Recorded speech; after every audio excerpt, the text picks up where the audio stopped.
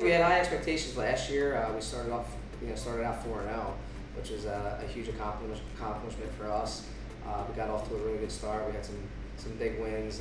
One being Cherokee in an overtime game, which was a huge step for us. And then the latter part of the year, we had some really good teams on our schedule. We played Kingsway. We lost in basically the last second play. We played St. Joe Hamilton, who was always really good. And we played Eastern, and then we finished up and had a tough, heartbreaking loss against Lenape in the first round in overtime. But all in all, looking back at last year, it was definitely a step in the right direction. It was our first winning season since 2015. So that was an accomplishment in itself. We felt we could have done a little bit better in the playoffs. Obviously, it was a sad ending, disappointing ending. But what those guys did last year for us, it's kind of catapulted us, I think, to the off season and into this year. We lost a lot of really good players. Our running back Nathan Silver was obviously a huge part of our team over the last 4 years. He's at University of Delaware. Namir Graves was another kid who was a 3-year starter for us. He's playing down at Myrtle Beach Prep at a 5th-year prep school post-grad program, and he'll probably end up being a Division I football player.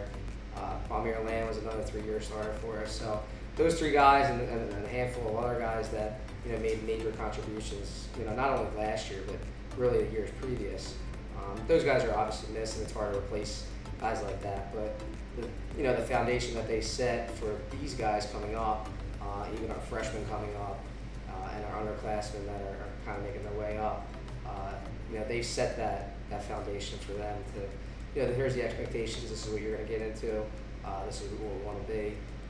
So all in all, yeah, it was a huge loss losing a lot of those guys, but I think they've created that foundation and that culture to, for the younger guys to really get a chance to see what it's like to have success. And they saw individual success and they saw some team success as well. This team's it's a little bit different than last year's team.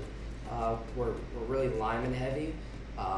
We have a lot of younger guys playing. This past Saturday we played 3 freshman players, which I don't think we've ever done that. But again, there's some talented young players that we have, a handful of sophomores. We have a really good talented junior class, good senior leadership. So I guess our expectations are really now is we want to compete in our division. We want to win our division. We want to be in the Group 5 playoffs. And then the stepping stone is last year we got a taste of the playoffs. This year obviously we want to take it a step further. And that's realistic expectations for us, kind of moving forward. So bearing any injuries, we're excited who we have, and again a good group of young players with some really good leadership from our upperclassmen, which is going to make for, I think, a really positive good year.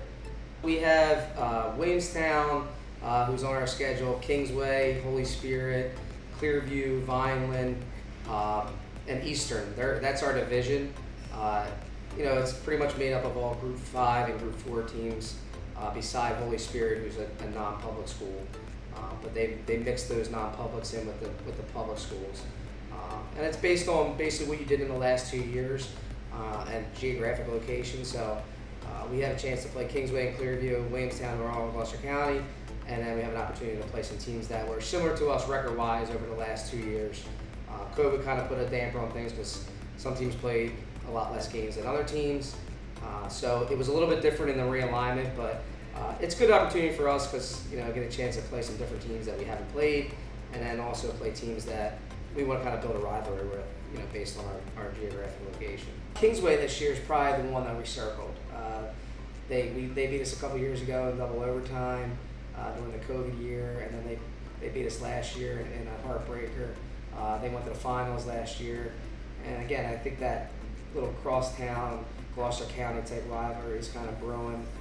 We kind of crossed Williamstown off our list last year on homecoming, and that was a long time coming for us, and they're obviously still circled on our schedule. But Kingsway this year is a team that is ranked in the top 5 in South Jersey, so something that we would like to cross off the list for sure. We have Jared Dietrzowski, who's a sophomore quarterback for us last year, who's back as a junior this year. We also have a senior, Danny Farley, who transferred last year in the middle of the year from Paula 6. Who's done a really great job for us. And we're confident in both of those guys. Jared also plays defense, so having the opportunity to have two quarterbacks and a guy like Danny who can come in and make plays and run the offense, and definitely as a varsity caliber starter, it's definitely a good thing to have. And then those guys have been competing throughout the off season, which is really good for us, and I think it's been good for them to kind of see one another and get a chance to feed off each other, and I think it's made them both better. Jared's obviously a dynamic player. He's a really terrific runner. He's done a great job improving in the passing game, which we saw a little bit of that on Saturday. So those two guys are really exciting. Logan Perez is a running back for us this year. He kind of takes over the reign of Joe Nathan. He's a junior. He played slot receiver for us last year, also a little bit of running back. He's a dynamic player as well.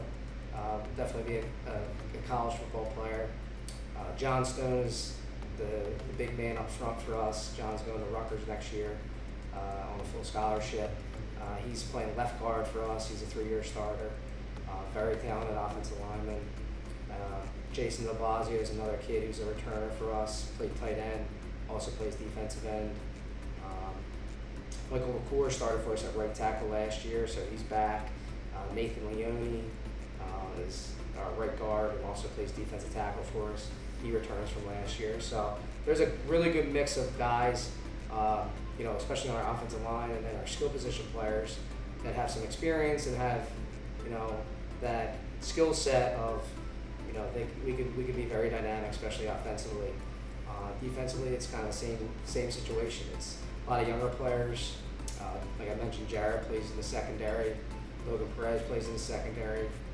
John Williams is a returner at corner for us. He played last year. Deshaun Mullins, a sophomore, who's going to be a really, really good player. He's starting for us on both sides of the ball this year. Logan Brown, Mike Tomasetti, and Juliana Scavetta are 3 rotating linebackers that all pretty much get equal snaps, which is a good problem to have, to keep each other fresh. So yeah, it's an exciting group of guys, and again, there's some guys that have to prove some things, but putting them in the situations with our schedule and seeing the competition that they're going to face, it's only going to make them, I think, better throughout the course of the year and prepare us for the playoffs. We have 5 captains this year that were selected by our players. John Stone, Jason de Blasio, Logan Brown, Mike McCour, and Jared Gierzowski are 5 captains. Really 5 really good kids, 5 guys that do well in the classroom, positive role models, can do a lot of positive things for our program, in the locker room, outside of the field, in the classroom, in the school. It's a good group of guys that are positive leaders that, try to make light of situations and avoid negative situations as much as possible. And they're definitely an extension of me and our coaching staff. And they've done a really good job thus far. Pretty much the same personnel back. That's one thing that I preached when I first got hired, is having the consistency of our staff and building around people that I know are really good with kids, work in our building, our alumni, people that are around the program that want to see it do well. I think passion goes a long way in high school sports. So I surround myself with passionate guys that love township football, love our players, love our town. We have one addition this year who's been a really nice addition for us, is Matt Barnett, who's actually a police officer in town. He's a younger guy, very fiery, great around the kids. Jesse Cooper's our defensive coordinator. He's been with us for 5 years, township alum. Dan Hearn also graduated with me in 2008. He's been on the staff here since 2012. Jerry Tarashi, everybody knows Big Jer. Jerry's back on staff for the 3rd year. Matt DeFranco is another Washington Township grad. He graduated in 2007.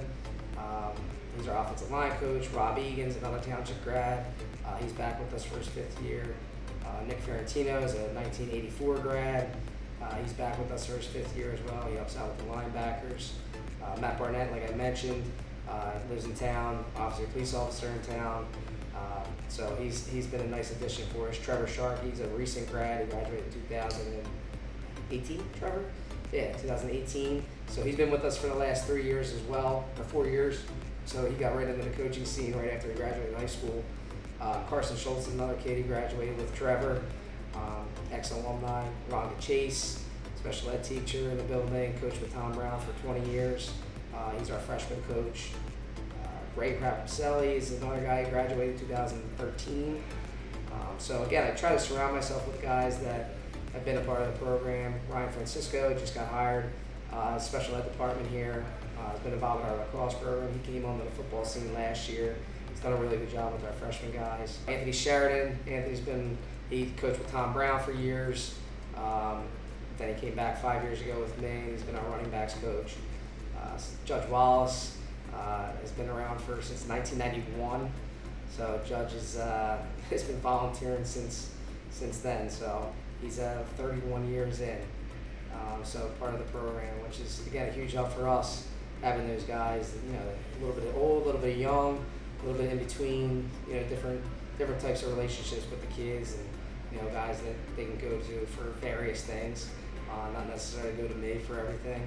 So it's definitely good, and again, it's something I want to surround myself with people that kind of on the same page as me as far as what we're looking to accomplish and the passion that goes into it. So I'm very lucky to have those guys around, committed to what we do and the time and the effort that they put in.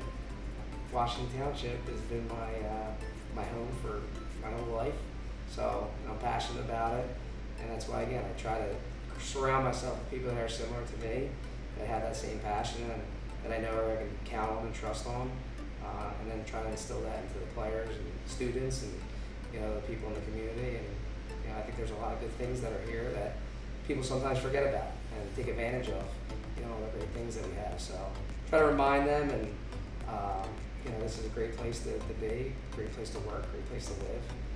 So I think for me it's really a dream come true as far as leading the team and being around it and having being a chance to see these guys grow up and do good things. So that's the goal. It's just a different vibe as far as after coming off last year, you can just see like the town kind of come together and support us, and seeing people come out that maybe haven't come out in a little while, and we're all front runner type mentality. Most people are. When things are going well, they're going to come out, they're going to see us. So I think that was important for us to get to that step where, hey, this program can be as good as it once was, or even better, hopefully down the road. But I think there's definitely a sense of expectations for us.